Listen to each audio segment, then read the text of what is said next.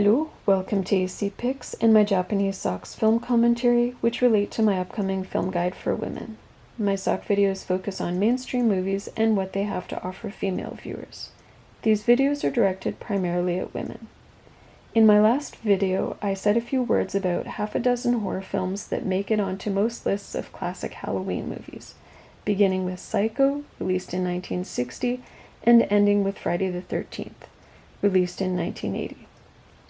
This brings me to the mid-80s as I'm working down my list chronologically. Number 7, A Nightmare on Elm Street, released in 1984.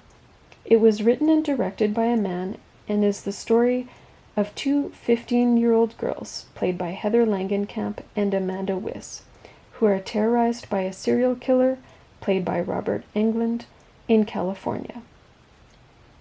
Despite the lead female's young age, this movie contains sexualized violence, like all the horror classics I commented on last week. Amanda Wyss can be heard orgasming when she has sex with a young man, off-screen, and while Heather Langenkamp lies in a bath, a man's hand emerges from the water between her thighs. I could go on about the sexualization of these teenagers, but instead I'm going to talk about some of the violence perpetrated against them, because violence against women and girls is my main focus today. Both girls are chased and hunted by a man. Girls are grabbed, attacked, pulled through a window, pulled underwater in a bath by an invisible force, thrown against a wall, pulled up a wall and across a ceiling by an invisible force before being dropped from the ceiling head first, and dragged across a floor in a transparent plastic bag. Also noteworthy is the fact that the man who terrorizes and hunts these girls goes unpunished. This is one of Wes Craven's early films. If we lived in a world where people actually cared about women, this would have been the end of his career. But we live in misogynist societies, so instead this movie kicked off a franchise. Number 8, Ghostbusters, released in 1984. It was written and directed by men and is the story of three friends, played by Bill Murray, Dan Aykroyd, and Harold Ramis, who study the paranormal and catch ghosts in New York City.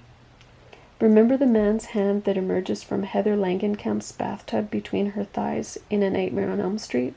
Well, here a beast's hand emerges from Sigourney Weaver's armchair between her legs and grabs her. I'm almost tempted to check with other movies that came out in 1984 to see if this was something that was trending at the time. Violence against women is less of a problem in Ghostbusters than it is in other horror classics. My guess is that the screenwriters, Dan Aykroyd and Harold Ramis, were more interested in having sex with women than punishing them. At any rate, there are only 2 attacks on women here and just 1 female is killed, a low number of incidents by horror film standards. Sexualization is a bigger issue. Women are sexualized throughout, and based on the lead male's interactions with women, it is clear that the writers only consider women as potential sex partners, nothing more. These guys seem incapable of having real friendships with a woman. We get a female ghost attending to Dan Aykroyd's crotch, Annie Potts doing her office job in a black leather miniskirt, Sigourney Weaver undressing and coming on strong to Bill Murray, straddling him in bed, etc., and Slavica Jovan appearing practically naked in high heels. And yet, this is likely the least objectionable of the horror classics I'm commenting on this month. Still, I would rather watch the Ghostbusters released in 2016. It has so much more to offer female viewers. Number 9, Scream, released in 1996. It was written and directed by men and is the story of an American teenager, played by Neve Campbell, who is terrorized by a serial killer, whom she suspects is her boyfriend, played by Skeet Ulrich, a year after her mother's brutal murder. Here again, teenage girls appear in states of undress and are hunted by psychotic males. Girls are chased, struck, stabbed, choked, knocked to the ground, punched, kicked, and tackled not to mention disemboweled and hung from a tree. A teenage boy bangs a girl's head against the floor. In a garage, a girl's boyfriend traps her, cuts her arm, chases her, then raises the garage door when she tries to escape through a cat door, thus breaking her neck. It merits repeating. Her assailant is her boyfriend. This love fest for females was directed by Wes Craven. The fact that financing was secured for this film project is telling about Hollywood and the societies we live in. Think of all the women filmmakers who cannot get their film projects financed. There's only so much money to go around, and these are the projects that get financed. Some food for thought.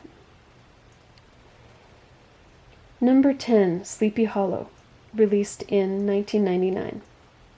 It was written and directed by men and is the story of a New York police constable, played by Johnny Depp, who falls in love with the daughter of a wealthy businessman while investigating gruesome murders committed by a headless horseman in a Dutch hamlet at the end of the 18th century.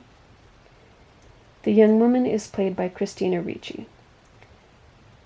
3 women are beheaded, a 4th woman is nearly beheaded, but the attempt is thwarted. Another woman is placed in a metal box with a small hole at eye level by her husband to die.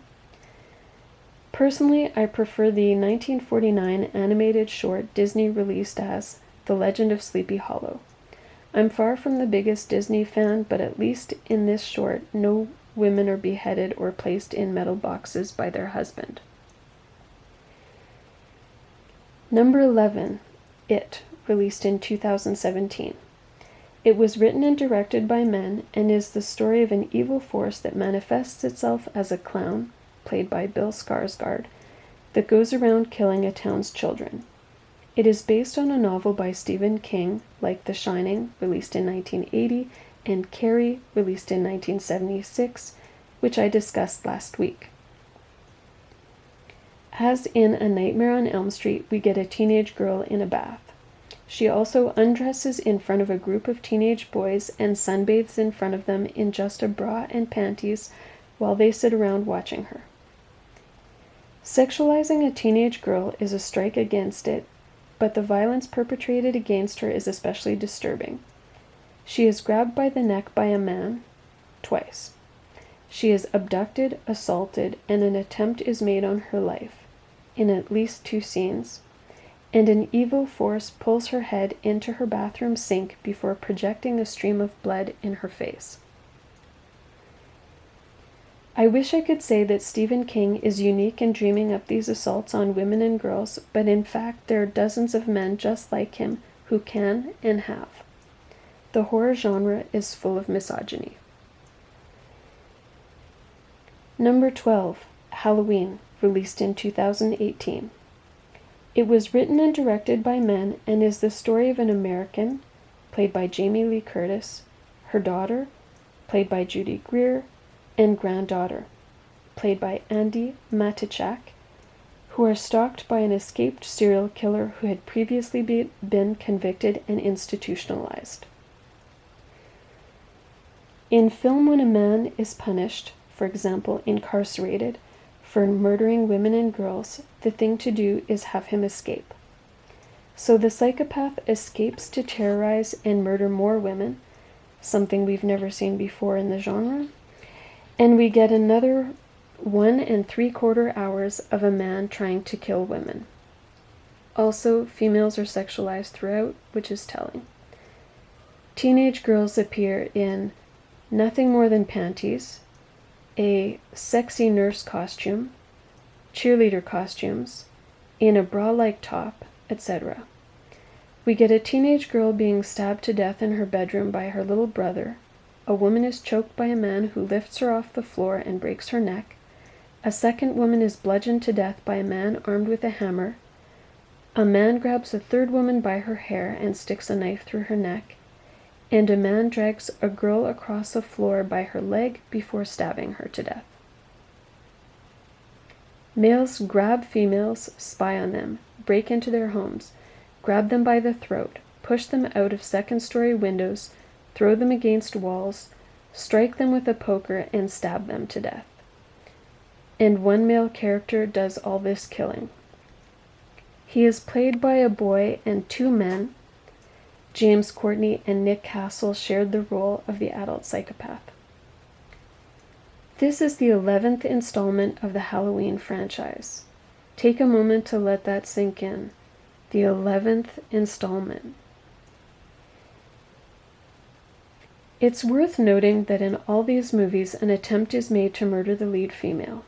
Also noteworthy is the fact that females are sexualized in all these movies, that many of them contain sexualized violence against females, and they are very popular with male audiences.